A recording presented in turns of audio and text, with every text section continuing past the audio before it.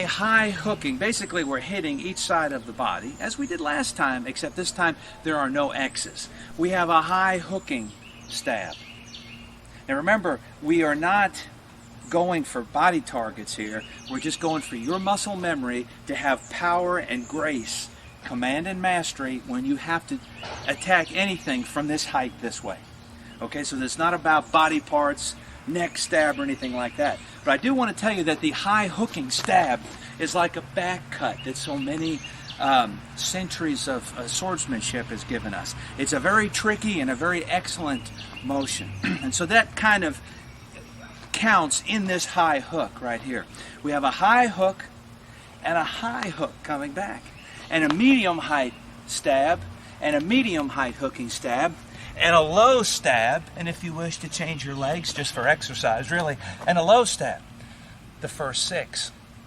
I like to call this unlucky 7 for the Nazi. This is a power stab into the groin, the lower intestines, the stomach, or perhaps a little bit more into the lungs, the diaphragm, or the torso, or if the enemy's bent over, into the neck or the face. It's just a powerful, I call it the military uppercut. And my research in military knife combat has provided me with case after case, incident after incident, where soldiers have just given it all they've got and just stepped off with this foot or stepped off with this foot and driven that blade up into the enemy. That's number 7 of this drill. 7. 8 is a high hooking downward stab. It comes into play in many, many different situations. 9 turns around and is a high thrust, face, neck, whatever the target is. Retract, and now a low thrust for 10. And these are the big 10 stabbing motions. My hope is to give you stabbing angles that you are not accustomed to. But we would be fools, based upon economy of motion, to have our knife here, see an opening, and not take it, just because our muscle memory has no wiring for that shot. So that's the purpose of the command and mastery drill. Let me show the same 10 upper right-handed from the side. I'm in a very, very comfortable stance.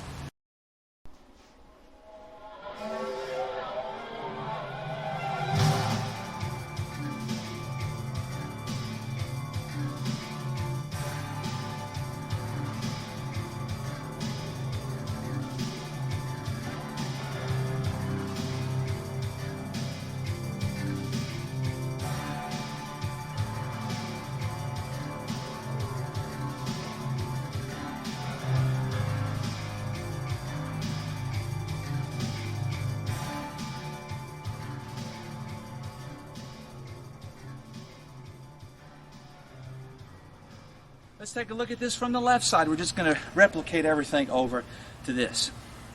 High stab, medium stab, low stab, and a low stab. Unlucky 7 for the enemy soldier. Power stab. 8, hooks down. 9, high stab. And 10, a lower torso. Let's replicate this on the ground. We have a high stab, and a high stab, and a medium height, and a medium height, and a low, and then a low. We have an unlucky 7 stab, and an 8 that comes down this way, and then a 9, and then a 10.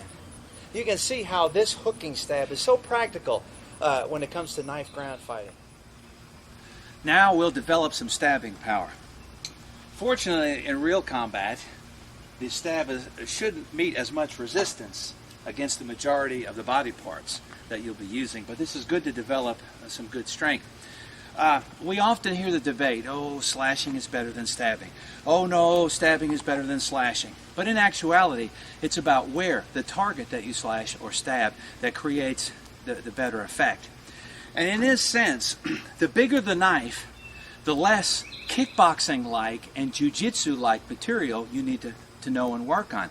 The smaller the knife, the more you're going to have to follow up, because it's very, very rare that someone gets a single cut or a single stab and drops stone dead. It may take 20 seconds for the person to bleed out. So the fight is on.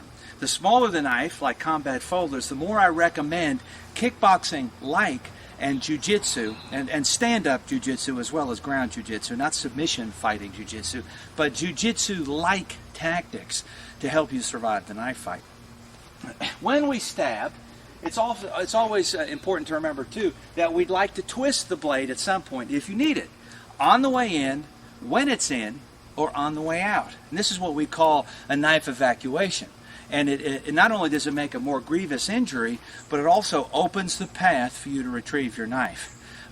Many times knives get caught in people's clothing and hung up if the guard hilt is big, hung up on different parts. And so it's something to be worried about. But I'll put these safety glasses on, and we take a high stab, medium stabs, low stabs, unlucky 7 for the Nazi, deep enough to stick the blade in. 8 is that high hooking down one. 9, a high stab, and 10, a low stab.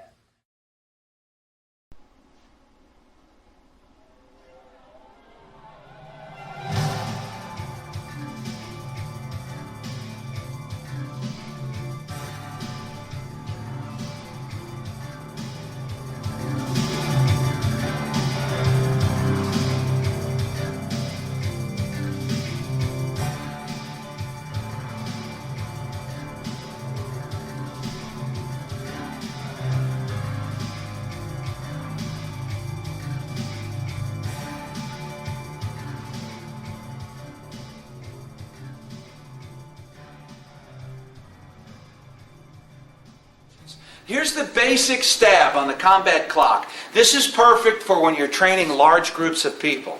You got to train them up fast to get them working with each other. And the 4 combat clock basic training is a very good way to do. Here's a stab at 12 o'clock or high. Here is a 3 o'clock stab from the right side. Here's a 6 o'clock low stab from the low side. Here's a 9 o'clock stab from the left side. And of course we'd expect you to stab with each arm, right and left-handed. We'll talk more about this other hand and some of the things I'm doing in a second. And so then you have hooking stabs. Here is a 12 o'clock hook. I'm now nicknaming this for training purposes so people remember it easier as the Achilles stab. Have you seen Troy yet? He leaps in the air and he stabs down into the person's upper chest area, and that's an old archipelago trick. Hit the heart, the top of the heart, and stab down over. Remember, you access the heart under the rib cage, through the rib cage, over the rib cage, and that's one. Not saying that's your sole trick like Achilles loves it, but it's a good name, and these tricky names help your students remember things. So we have a 12 o'clock, which works very good on ground fighting also. A 3 o'clock hook, a 6 o'clock hook, and a 9 o'clock hooking stab. And then we switch, of course, we have a 12, and a 3, and a 6, and then a 9 o'clock. The side angles, the edge is horizontal, conducive to the rib cage. That's horizontal. So that's a good strategy right there. Those are the combat clock. We use solo commanded mastery, and we learn the techniques in the air, learning the proper body synergy, things of this nature, so we can get it in the air. Then we learn them striking objects. And so here we have the classic focus mitt delivery system that we've talked about in all the prior levels. I'm holding my target. As I hold it out, he stabs. As I hold it out, he knows that's a target to stab. And so we're in, moving around, he's learning to stab. Move around as time, spaces, the confines of this camera does not allow us to do it, but you get the idea. If you leave it out, he stabs.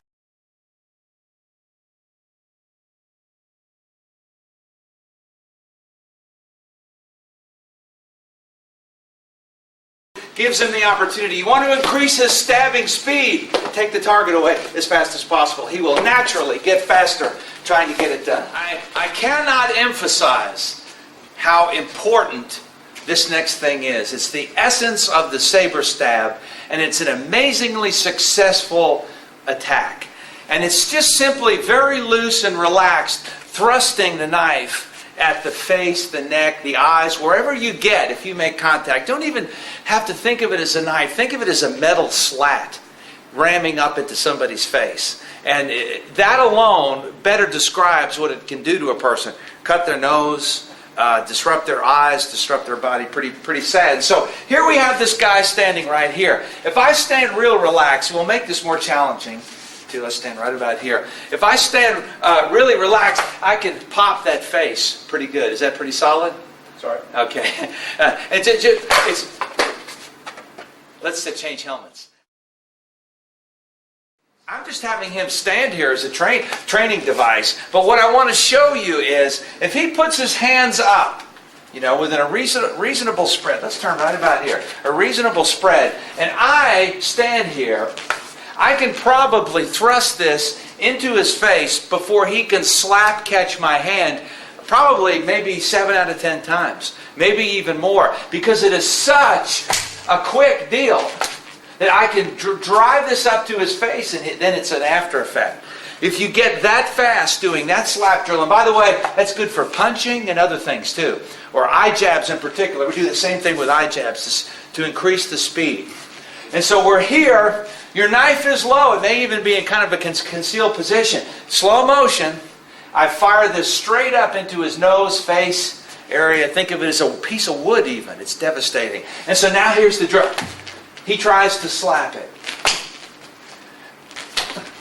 Let's just take a look at some of the combinations. Remember, this is level 6, and we're combining lots of different ideas and skills.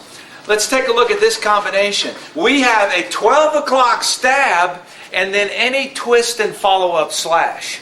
We have a 3 o'clock stab and any twist and follow-up slash. We have a 6 o'clock thrusting stab, a turn or twist and any slash. We have a 9 o'clock stab and then any turn, twist, and slash. And this could be a stab and a cut on the enemy's arm that's extended. Could be any number of things, but we are learning basically. Watch this from the side.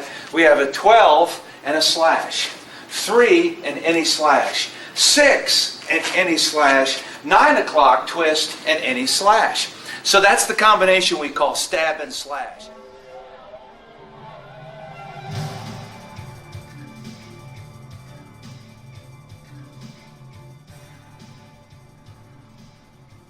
Look at slash and stab, another very common one. We have a saber slash and then any saber stab. Slash and stab. 6 o'clock if our knife is sharp on both sides, or if it's partially sharp up here, we have a slash and then at an appropriate moment, any stab. And then we have a 9 o'clock slash and then any stab. We'll do this from the side. Slash, any stab. Slash, any stab. Slash, or if you must be edge aware because that's the only side that's sharp, slash and any stab, and slash and then any stab. So you have that combination.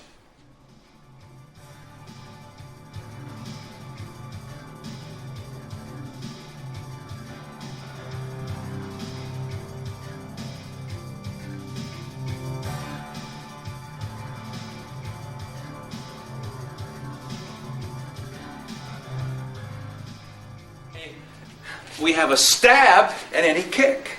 A stab and any kick. A stab and any kick.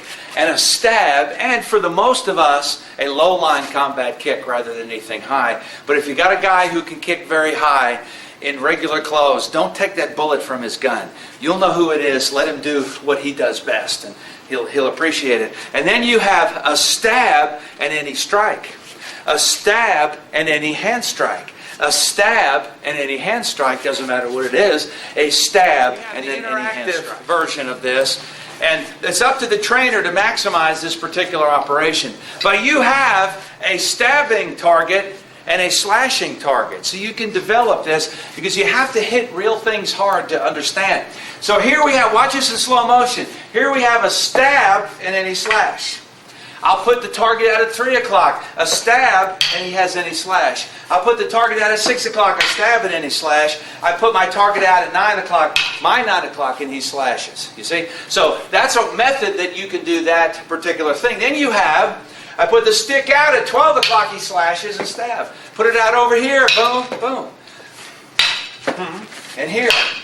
Just remember that when you have the metal knife and your nice expensive focus mitts, this can eventually tear up your focus mitt. So you could have a towel wrapped around this through time, or tape or something, because your gear will eventually wear out. And that's what gear is supposed to do.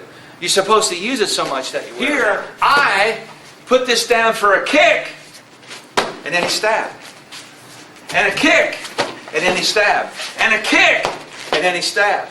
And a kick, and then he stabbed. So you can work that. Where develop a method with focus bits and sticks where you can work slashes and stabs, and also kicks and stabs. And then this side is the hand strike. So stab, and then he hand strike. Stab, and then he hand strike. Stab, and then he hand strike. And move around, which we can't do in front of this camera, but make it as lively as possible. Now I have a glove, and it's about the size of a knife, we'll say. And so before, he was very easily stabbing me and not worried about anything. But as we know now, and we've done before, now I hit back. And he has to deal with it. He has to get out of the way and block it or evade it. And so I want you to move around and do this. You feed him this, let him get it, then take a swing at him. Let him get it, take a swing at him.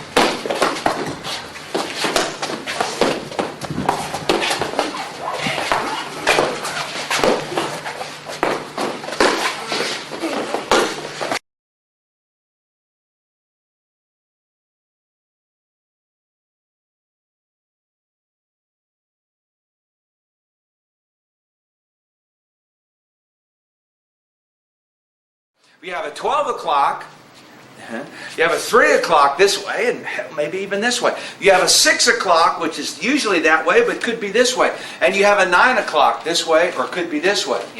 You have a hand and a knife. A hand at 3 o'clock and a knife. A hand at 6 o'clock and a knife movement. And a hand at 9 o'clock in a knife movement. If you're facing against the knife, of course, we would prefer you have the protected sides internally. If it's just an unarmed person or something, you won't care about that. You may be in a knife fight and disarm somebody, and it's still a life or death deal, and you won't have to worry about which way this hand is. But these are some of the fundamental movements. I always review them before we do a mandatory knife sparring session. Remember, we spar in every grip that we teach, module by module, and now we're back to the saber grip again. We spar right-handed versus right-handed, left-handed versus right-handed, left-handed versus left-handed, 2 knives versus 1 knife, etc., etc. The list is in Training Mission 6.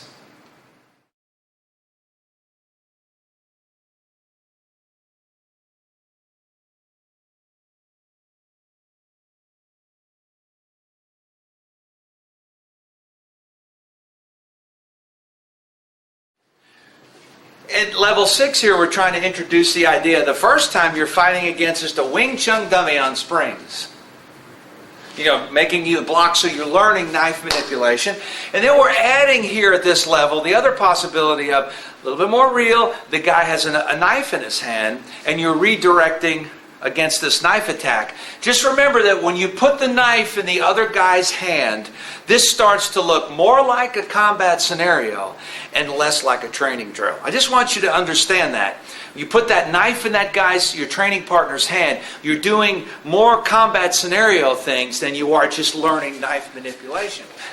Again, for many, this will be a new look, a new addition to this. We'll make it, at this particular level, we ought to be able to handle this.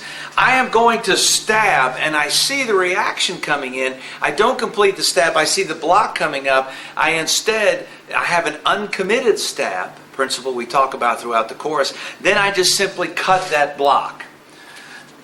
So here I am, and he's got this knife. Now remember that there's many multi-layers. If he's a modern trained person or just a bar fighter, sometimes his knife is out front. If he's a modern military trained, he's making the caustic and sad mistake of being knife back, which we are just going to try to slice that to ribbons. But nonetheless, his muscle memory will be trained to be knife back. And if I'm knife back, we're both wasting precious tactical seconds. But if I'm knife forward and he's knife back, it's a tremendous disadvantage. We have a whole module on military knife we call it destroying the knife stance. So you have several layers of this possibility. But here we have, watch the manipulation slowly. I start to stab and his knife comes into play as the block. I turn and try to cut the blocking limb. Here's at 3 o'clock. His knife is, I don't let that happen. Don't bring this back too far. I escape and I hack the...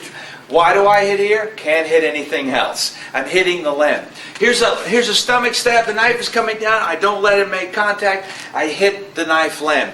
Here's a stab from here. I see it coming in, and any way that I can, I hit it. If this is requiring level 6, we're asking you to be able to move this knife in manners like a tennis racket, like your 12-year-old plays tennis. If your 12-year-old can put spin on the ball, you as an adult person should be able to move this around a little bit. It's not too much to ask of a level 6 knife. This next part, the first one was cut the block. The next one we do is redirect on a completely other line of attack. And so here we have, well, back to the Wing Chun dummy guy again with no weapon. And I stab at 12 o'clock and he blocks. He blocks. Well, let's just step right here so we can get all the action in. I stab at 12 o'clock and he blocks me in a Wing Chun dummy style, just a reflexive block. I learned the knife manipulation of redirecting on another line of attack. I stab at 3 o'clock, he blocks, and I redirect in a completely different line of attack. Remember, we were just cutting the block, which is the weapon-bearing limb, or the limb that's blocking. Now we're hitting anywhere we possibly can. I stab at 6 o'clock and he blocks, and there's that shot. I stab at 9 o'clock and he blocks, and I'm redirecting, a crack on the head with a metal slat. Pretty serious, you know. And of course, if that's my best shot, which I feel like it is right here, that might be that cut above the eye that puts that wet blood down into the person's eye. And that's an incidental stroke of brilliance for me. I got real lucky by doing that. I would say, wait till I get this guy and I get to cut his forehead open. And then 5 minutes later, when it's like, you don't fight like that. You go for the best target you can. And suddenly, if his eyes are bathed in blood like that, that's a great thing. But it was incidental and accidental to the encounter. And there you go. So let's turn this way here. I stab. I redirect with motion if I need to. 3 o'clock stab. Redirect. Oh, that's a good power shot right there. 6 o'clock, I redirect. And 9 o'clock, redirect on another line of attack. Cut the block. Redirect on another line. And then the knife invading hands. The pinning, passing, pulling, or pushing of the opponent's limbs to clear a better path to a better target. And so, without the knife this time, remember, step A. Now, I stab. The Wing Chun dummy responds. I slap down any way that you want. It's always good to hit the elbow area because they say that the experts may come around and get you this way, you know. So he blocks me. I clear. I continue the attack. One layer of obstruction this time. At 3 o'clock stab, he blocks down anything I can do to get the attack in. I low strike. And here. Boom. He's grabbing my hand. I'm doing a push-pull. But sometimes at this level, just the reflexive block might be fine. In this case, I would try to slap here. And any attack that you want to do, you're using the 4 P's, pinning, passing, pulling, or pushing on the opponent's limbs to clear up the same basic principle, except this time, no knife yet, double layers of obstruction. It was the first block, the first layer of obstruction, and now we have to deal with the second layer of obstruction, the obvious second hand coming in. Here's my lead-off stab at 12 o'clock. He blocks. I clear. Here's my lead-off strike here. Boom, boom. This comes in, and stabs. 6 o'clock. Common, that's just a catch. He hasn't quite gotten it grabbed yet. But if he does grab, I have to do a push-pull, the pulling hand. This comes in here. That frees that. We finish the attack. And then on this side, here, we have things that we've been working on for some time. We're defeating double layers of blocking, double obstructions, using pinning, passing, pulling, or pushing. We always like to use the block, pass, and pin drill, and no matter what technique that we're trying to develop. And so It's level 6. We should know what this is. Block, pass, pin. I block, pass, pin. 1, 2, 3, 4, 5, 6. This develops off of the statue drill because I have this contact. Here's event 1, event 2, event 3, event 4, event 5, event 6. Event 1, I stab on 1.5. 1, 2, 3, 4, 5, 6. 1, 2, event 2 on 2.5. I stab on 2.5. And 1, 2, 3, 4, 5, 6. 1, 2, 3. Oh, this is easy money. I stab on 3.5. Now you notice that it incorporates the statue drill in several ways. This is the other hand, makes contact and stabs. This one is the knife side, makes contact and stabs. So you see we're picking up the movement out of the flowing motion. You see, and the faster you do with the softer the knife, the better it'll be for you. And so, as you know by now, you've seen us do this in almost all the levels. We do the block, pass, and pin drill via a ground situation. He gives me this axe kick that comes straight down, which I block, I pass, I pin. He blocks, he passes, he pins. And we do this drill in this manner. And so what we're going to work on is going to be 1, 1.5, a stab. Here is beat 1, 2. 2.5, a stab. The groin is a good spot to go. And here is beat 1, 2, 3, 3.5, and he stab again. You could go higher if you wish, but why? You know, this is such a great stabbing spot right here. 1, 2, 3, 4, 5, 6. Beat 1, 1.5, a stab. Beat 1, 2. This is up for cover, slash and stab. And 1, 2, 3. This is here anyway, where we touch the elbow before we're touching the knee, and then any stab. And then doing any combat scenarios from there. Speaking of Achilles, you know, that's a bad mojo right there. And then, of course, you can use the knife. There's the heel hook. He has a little room to place, but if I ride up to there, it plays out. So, you know, you can do a lot of things from here. Above the sneaker line. You can't cut through that sneaker. Another skill drill for the saber stab, other than the block, pass, and pin, is our horizontal blast drill that we use universally throughout the Congress. And that is, let's just say I've taken an attack and suddenly I've created an opening here and something is coming in. This is on its way down and this is all I have. So I'm batting it over. I'm supporting it with the knife. I'm further pushing it out of the way, and then I'm stabbing in. So we have hand, knife, hand, knife. Hand, knife, hand. I maximized efficiency. I attack. He hand, knife, hand. He attacks. And you have the horizontal blast drill. Hand, knife, hand, hand, knife, hand. Hey, you see, he had this hand on me as this was coming in, and that's why I'm using this particular motion. And back. And you see, we go with it. You move around. Try not to be robotic and rigid with this drill. This is the biggest problem I have with this drill and the other one, is these people just look like robots doing this stuff, and that's not the purpose. The purpose is to be free, and of course it's all about the insert, not the pattern. You learn the pattern to discover the inserts. A couple of times. Pass, block, pin, and we're going to take that tactic, that uppercut tactic, up into the throat. That time I happen to catch that hand and anything from here that you can finish. We're not doing the combat scenarios yet. We're just doing the learning to do. One insert is a charge in. You might say it's beat 1 would be okay, or beat 1, 2, 3 would be okay.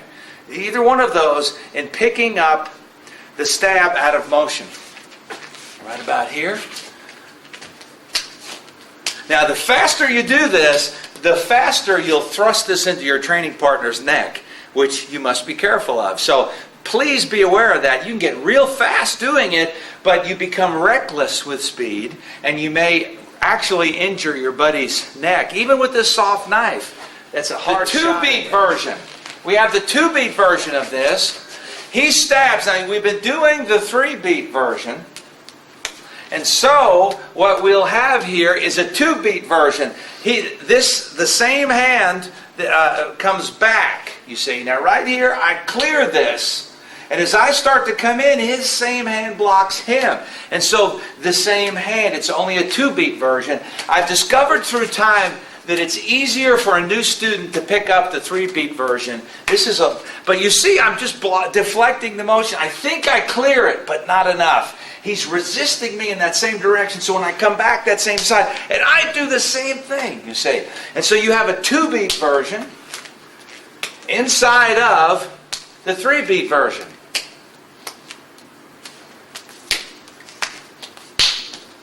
We have the two-beat version. This next module we're doing, Chain of the Knife. And it'll introduce a few combat scenarios as an evolution of the things that we were doing. And one of the interesting things about the chain is going to be the giant C-clamp catch. Now, I'm doing this at you right now. Of course, catching a blade is pretty hard, but it might not be the first event. It's what I refer to as the myth of the first event. They think that Bruce Lee on 3 cups of coffee are charging in, and he's a madman, and he's super skilled and super fast, and you try to grab the arm. It may be the 5th event where you attempt this grab, and the second one was bouncing a chair off the knife attacker's head. So he's slowed or diminished, the diminished fighter theory. But the knife hits the arm, slows the velocity down, first or 5th event, and the second hand C-clamps out, not in a snatch, but C-clamps out to try to catch the slowed down arm. Now, I often use an old police and military trick we refer to as indexing. And that is going to be, I kind of know, you see my hand right here on your screen is over my arm. And that's what we hope that you will subliminally and peripherally do, is track the arm in the giant C-clamp and let that be your guiding system to try to figure out where the arm is. You drop that C-clamp in, and if it's coming in, we'll hope we'll close like a Venus flytrap. Of course, all grabbing is hard. This is a method to try to achieve it. It's a do-or-die situation, and it's better if you grab. You only pass the knife when you've failed to catch or grab it. Then you pass it, and sweet Jesus, you try to grab it as fast as you can again the next time around.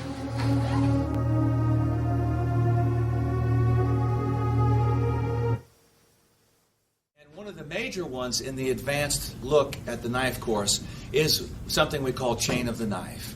And we must, we're going to do a good crash course look at it, and it's pretty effective. If I can get the doc out here, he pulls the knife. Remember where the chain of the knife fits. We already have done the Spartan impact disarm module where he's attacking me. I hit the weapon-bearing limb. It worked. And he dropped the knife. Then I come in and finish him in a military lethal situation or an enforcement citizen module situation where you use the knife in less than lethal manner. You have to be careful about the terminology when you hear the word non-lethal. Military throws that around a lot, but police organizations are usually smart enough to know that nothing is non-lethal. And if you took a beanbag to the chest, it could stop your heart. So you have to be careful what you call it, because nothing is non-lethal. And so less than lethal is a smarter term, but yet the military doesn't quite grasp onto that. They will eventually when they get sued a couple of times, I guess. That gun was supposed to be non-lethal and our guy died. You're in big trouble, you know. And so it's good to try to call it a less than lethal finish. And so you see we have the impact that causes the drop. The next thing, what we're going to do now is the Chain of the Knife combat module where he comes in, you hit the arm, but it didn't work. He has a jacket on, he's strong, you missed, whatever. Your knife is small, you have a small tactical folder. And he's so close that instinct has us try to latch onto this weapon-bearing limb. Using that concept of the big C-clamp that we talk about all the time. Dropping that big opening, not trying to snatch because we might miss with a snatch, but I would rather wait for you to close like a Venus flytrap when the fly is in the trap. That's kind of what we're trying to develop here. None of this is easy. And so from here, we take on problems that we're about to look at. Well, mainly that hand. In the science world of fighting, that's our next big problem right here. And so, as we'll see, we're going to attack this hand and then try to finish with these scenarios. The third of the set is I hit. It didn't work. I grab here, and as I'm trying to do anything else to him, he grabs me in the clutches of. The final level of the knife course. Level 9, 10 would be a bunch of testing. There are high in the clutches of, low in the clutches of, split. 10% of the time, as with 8 to 10% of the population, which is left-handed, you'll probably have righty versus lefty problems in the clutches of. And then you'll have arm wrap traps. And they're standing, kneeling, and on the ground. The entire knife ground fighting course exists, obviously, in the clutches of module, because that's where we're fighting, wrapped up in each other.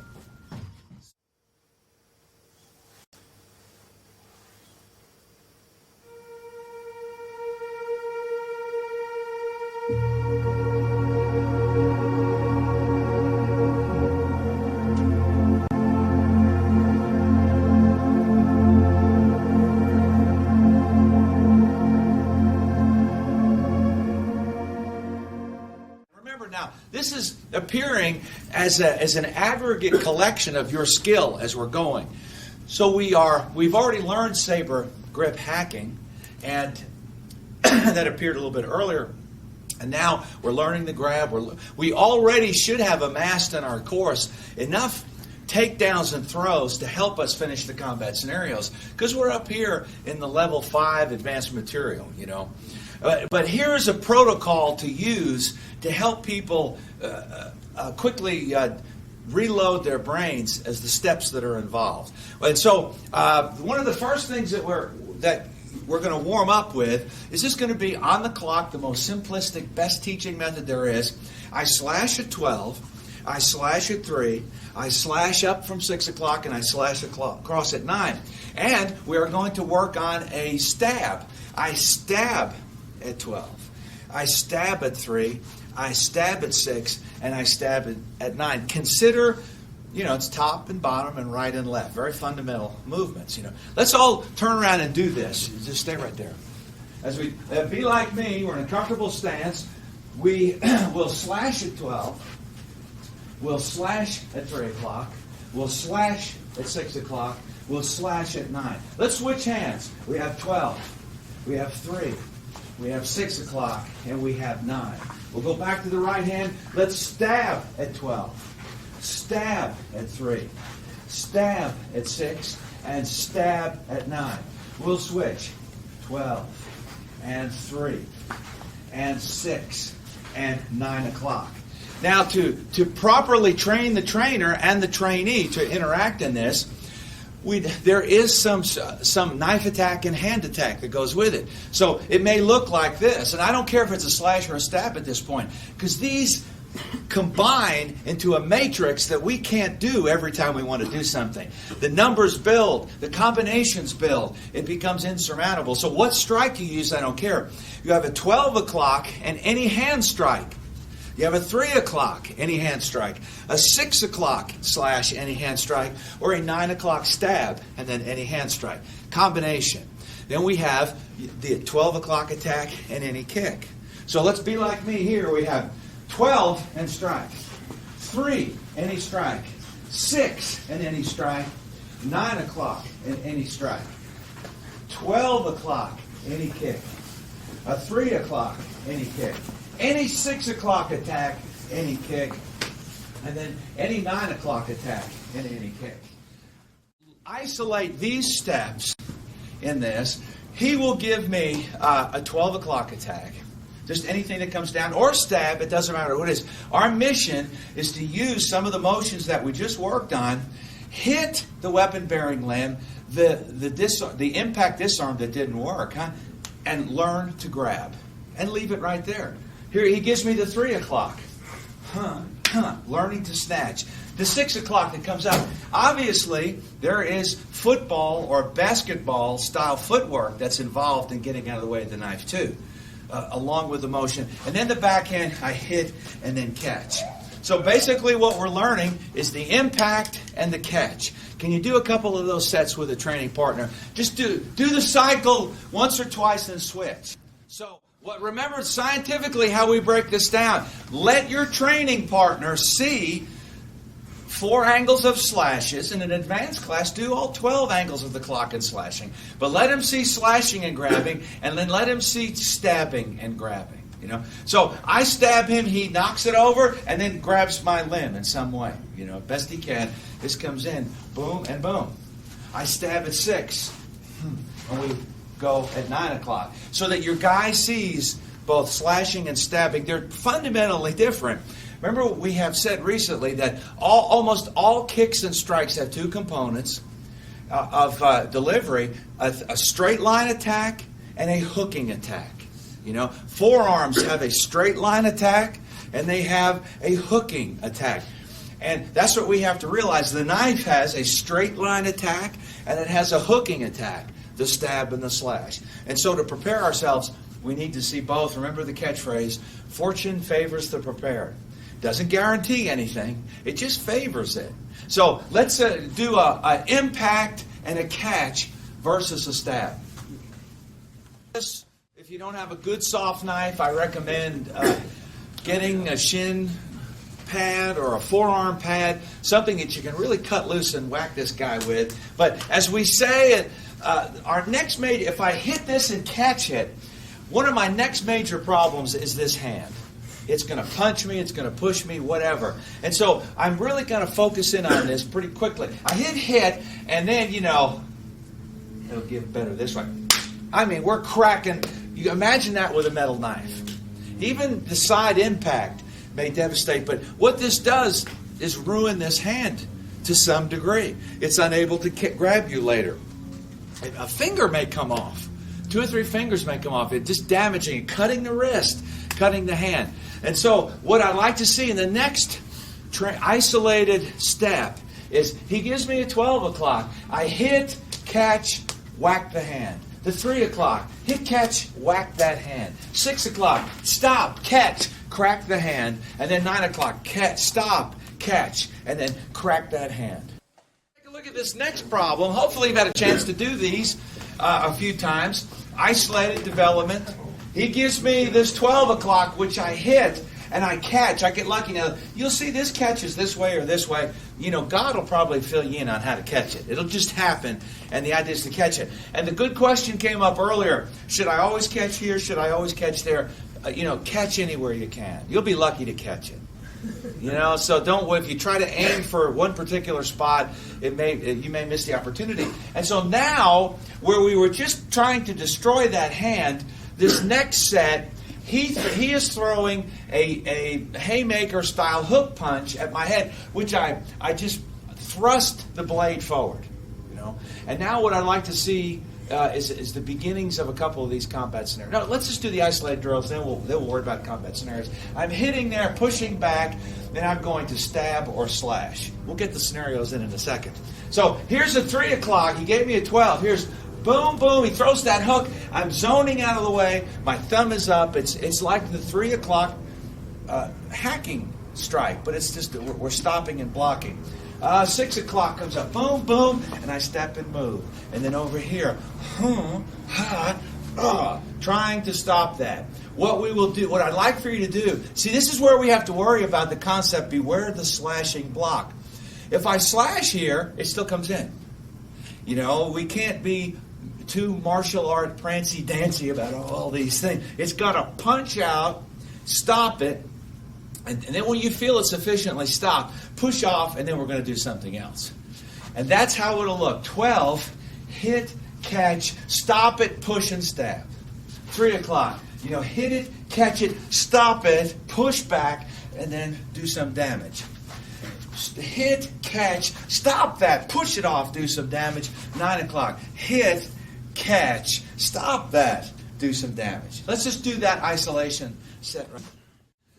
And we need to talk about this discussion too. Is we hit this, And if this is coming in as a hook punch, please feel free to use the entire hand. In fact, in many Indonesian systems, not all but many, they want you to hold the knife in the manner that the knuckles are in line with the edge of the knife, so that it hurts more. Now that sounds real good. Look at the size of this handle of this trainer. If you have a small knife, you wind up holding it with this much space in your hand, and there's just not much grip in there. So sometimes these things never get tested hardcore. But nonetheless, if you even made a fist, my whole blocking surface is from the tip of the knife to the lower finger or possibly the handle. The smaller the knife, the harder that's going to be. If this hook punch comes in and I try to stop it with my forearm, it is indeed a hook punch. And you must prepare for the idea that this is still hooking around and can get you, which is a problem in any unarmed combatant's motion. If he throws this hand up here, you still have that much range. And then the further he projects out, the slip under is available. So it's all different shades of horrible. It's all different shades of horrible. You just have to prepare for that. So we're going to hit, catch. We stop the hook punch. Now we are hit, catch. This is tough. This is originating down here somewhere, or the hand is open. Here comes, by the way, we're using the term punch very loosely. This could be a palm strike, could be a finger attack, could be a push, could be an attempted grab, which generally comes in at a much slower velocity than someone who's punching you. So now we're dealing with a thrusting movement, which many catch and try to pull over as one possible option. Well, others just sort of duck and dodge it. But you see, I'm here. 4 o'clock, 3 o'clock, 2 o'clock, 1 o'clock is trying to scoop over as best I can with this entire bit of business that we have here. The difference, the hook versus the straight thrust. I might just, as this comes in, whoa, just try not to get hit and try not to let go of that knife, because God, you were lucky to get that in the first place. 12 o'clock, boom, catch, pass over. We're going to do the combat scenarios later. 3 o'clock, figure out footwork, football, basketball footwork, boxing, dodgeability, and then trying to clear that, deflect that over. 6 o'clock, boom, boom, boom, and then 9 o'clock, which is going to be difficult for him. This opens from this angle, which is the backhand. This is opening up a lot of escape potential for you. He has to turn his body so much. But you see, the trainer attacks and throws a straight punch at you. Very simple. The trainee has the work to do to dodge that particular attack. Let's see if we can just cycle through. So here we have another step of possibilities. Remember the old motto, fighting first, system second. Dissecting these things on the idea of what's most likely to happen next. Well, after that, then what's most likely to happen? And then what's most likely to happen? This way, you're not doing the improbable too much too soon. And it gives its proper positioning in what might actually happen. Fighting first, system second. The next thing is that maybe this hand will be dormant. Maybe he's a classically trained knife fighter that thinks of himself more of a fencer than anything else, where you're never close enough to actually use this hand. Some people pick up a knife and this hand goes dead. They're untrained. And maybe that's that situation. He gives me a 12 o'clock. I hit, I catch. That hand is up there, but I strike anywhere in the body. The knife could hit the throat, or the forearm could strike. It doesn't matter. But in other words, you're coming in, pow, pow, bam, and striking. We'll be doing takedowns later. 12 o'clock, boom, boom, we got lucky. We'll turn over this way here. 3 o'clock, I'm even basketball and footballing my way away from that hand just in case it might come in. So I have that or maybe that to do. 6 o'clock, bam, bam, bam, and and then any strike that we may get. Later, we will be doing the combat scenarios